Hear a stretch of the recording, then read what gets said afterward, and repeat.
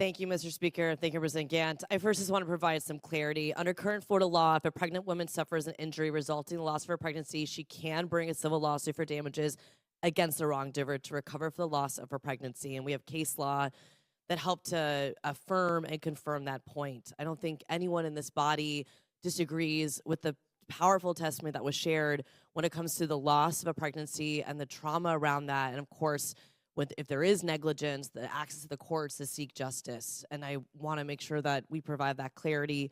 And I do thank our colleagues for sharing such beautiful testimony, because I know how sensitive this topic is.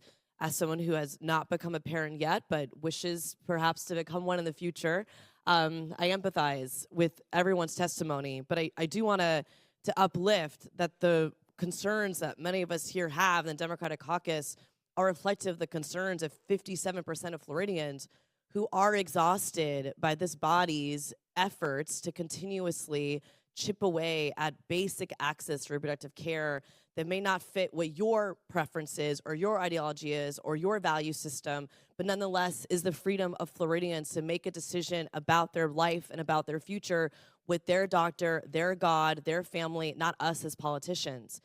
And the way that this bill is written today, it absolutely broadens the scope, and it opens up a path for litigation, not even litigation, as we talked about, to directly target everyday women and those who care for them, but of course, litigation that would continue to chip away at was once a right to privacy in our state when it came to reproductive access to care, and now, of course, has been diminished to a near total abortion ban, with aspirations in this body and next door and at the Florida State Supreme Court to eliminate it completely. And we can't ignore that. We can't ignore that. This bill does not address a gap in law. In deep contrast, it opens the door. It opens the door for civil lawsuits against doctors, hospitals, friends, and even family members who help someone access care that they need.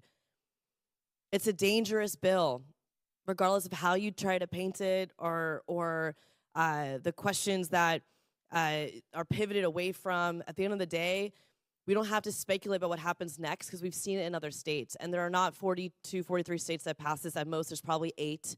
So I'm not sure where that analysis came from, but I'd love to see it because I'm very curious. And so I have to ask, right, who does this help? Because it doesn't help families. It doesn't help women. It doesn't help victims of abuse.